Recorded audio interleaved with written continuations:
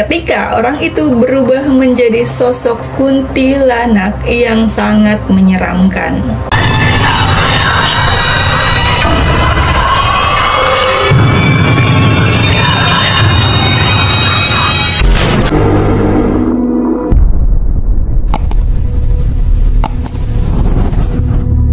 Hai guys, assalamualaikum. Terima kasih udah mampir di channel aku. Seperti biasa, aku akan membahas atau menceritakan kisah-kisah horor nyata dan kejadian-kejadian mistis yang dialami oleh sobat horor kita. Nah, buat kalian yang belum nonton video aku dari episode 1 sampai dengan episode sekarang, kalian bisa cari di playlist judulnya Kisah-Kisah Nyata.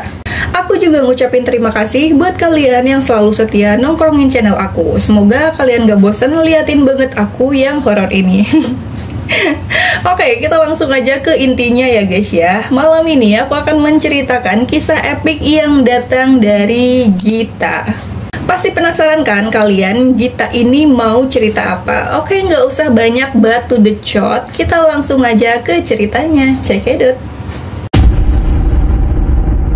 Jadi, kisah epik Gita ini terjadi pada 20 Oktober 2021 kemarin. Saat itu, Gita melakukan perjalanan menuju tempat rekreasi di kawasan Bogor. Sebut saja tempatnya Taman A ya guys.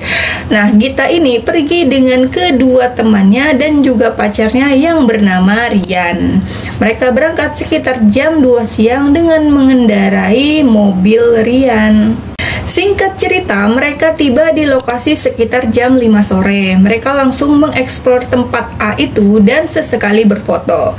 Mereka juga berencana untuk camping di tempat itu. Nah, tempat A ini belum banyak dijamah orang karena memang tempat A ini belum resmi direalisasikan. Jadi masih tergolong sepi pada saat itu. Sekitar jam 7 malam, mereka ini mendirikan tenda dan membuat api unggun ala-ala gitu, serta membuat mie instan untuk makan malam. Awalnya mereka happy-happy aja nih, sampai suatu ketika si Reni, temannya Gita ini, tiba-tiba merasa kurang enak badan, meriang gitu. Karena itulah Reni ini akhirnya memutuskan untuk istirahat duluan.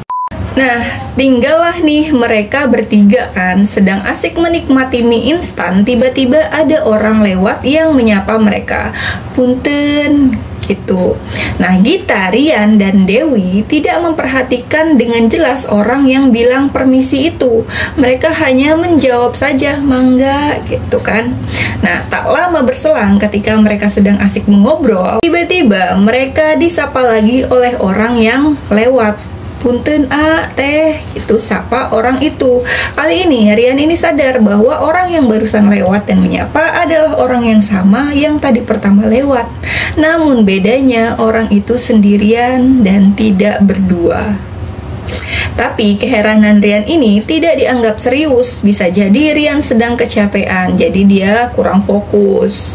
Sekitar jam 9 malam, Dewi masuk duluan nih ke tenda karena dia udah merasa lelah dan ngantuk. Tinggallah nih Rian dan Gita. Mereka masih mengobrol hingga jam 10 malam. Setelah merasa mulai ngantuk, akhirnya Gita dan Rian ini memutuskan untuk tidur dan berjalan menuju tenda masing-masing. Saat berdiri dan hendak melangkah, tiba-tiba Rian dan Gita kembali dikejutkan oleh sapaan seseorang. Punten teh. Sontak, Rian dan Gita terkejut dan mulai merasa ada yang tidak beres. Saat sampai di depan tenda, suara sapaan itu kembali terdengar. Punten A. Gita dan Rian memberanikan diri untuk menoleh. Ternyata di belakang mereka ada sesosok pocong yang sedang menatap ke arah mereka. Rian dan Gita langsung buru-buru masuk tenda yang sama karena mereka takut sendiri-sendiri. Karena kegaduhan itulah Dewi dan Reni ini terbangun. Rian dan Gita lalu menceritakan apa yang mereka lihat barusan. Karena itulah nih mereka memutuskan untuk tidur satu tenda berempat. Singkat cerita, jam 11 siang nih mereka bangun dan prepare untuk pulang. Setelah prepare, mereka akhirnya berjalan menuju parkiran mobil. Kebetulan lokasi parkiran mereka di bawah. Ketika perjalanan turun, Rian ini menyadari kalau mereka hanya bertiga. Ternyata Dewi tidak ada bersama mereka. Nah, otomatis mereka balik lagi nih untuk mencari Dewi. Mereka kembali ke tempat camping dan menelusuri tempat-tempat di sana. Tapi Dewi tidak kunjung ditemukan. Kita ingat nih kalau semalam Dewi bilang dia sedang haid. Perempuan yang sedang haid sangat disukai oleh makhluk-makhluk tak kasat mata. Setelah hampir seharian nih mereka mencari Dewi, mereka memutuskan untuk mencari bantuan. Mereka turun ke area parkiran menemui penjaga tempat itu. Lalu mereka menceritakan kejadian yang terjadi pada Dewi. Penjaga itu, sebut saja Pak Somad, menyuruh Rian, Gita, dan Reni untuk menunggu di rumah warga. Sedangkan Pak Somad dan beberapa orang lainnya naik ke lokasi untuk mencari Dewi. Dan benar, sebelum subuh Dewi ini telah ditemukan dan dibawa oleh Pak Somad turun. Dewi terlihat linglung seperti orang yang kebingungan gitu guys.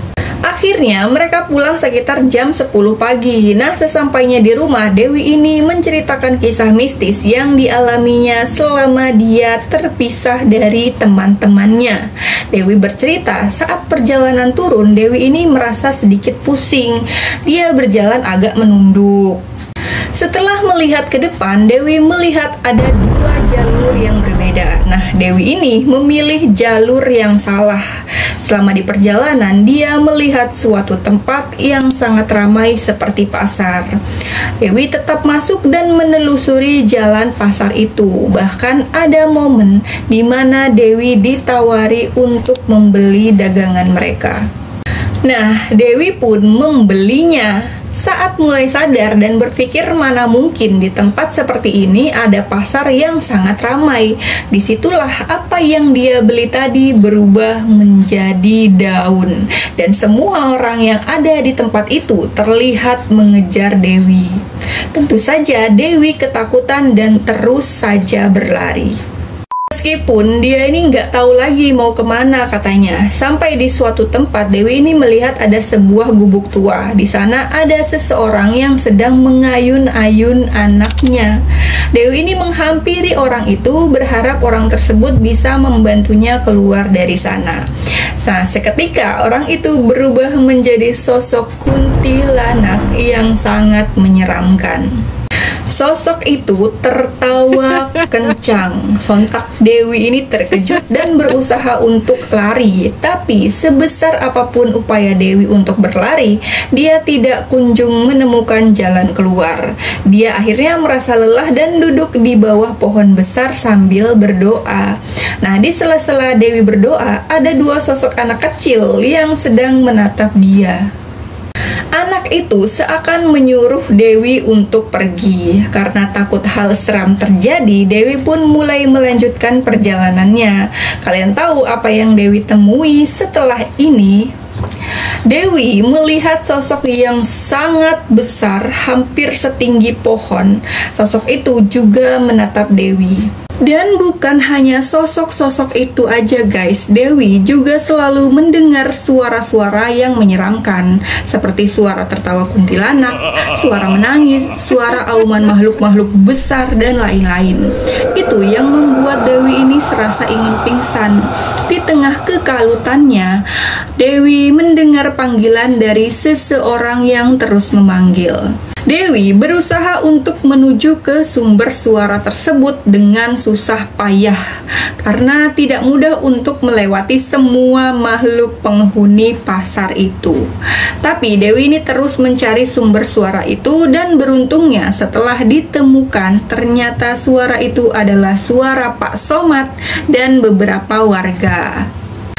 Akhirnya Dewi berhasil diselamatkan. Jika terlambat sedikit saja, mungkin Dewi selamanya tidak akan pernah bisa kembali guys. Oke, itu dia sedikit cerita dari Gita tentang hal mistis yang dialami temannya Dewi. Semoga ada pelajaran yang bisa diambil dari pengalaman Gita dan Dewi ini. Nah, buat kalian yang punya cerita horor dan mistis lainnya, kalian bisa kirim ke email aku yang ada di kolom deskripsi. Susun serapih mungkin, jangan lupa juga untuk mencantumkan nomor WA atau IG kalian supaya kita gampang untuk menghubungi kalian. Sekian dulu video kali ini, dan jangan lupa like, komen jika ada yang perlu diperbaiki, dan jangan lupa juga untuk subscribe channel ini dan nyalakan loncengnya supaya kalian bisa tahu kalau aku upload video terbaru. See you next time guys, bye-bye.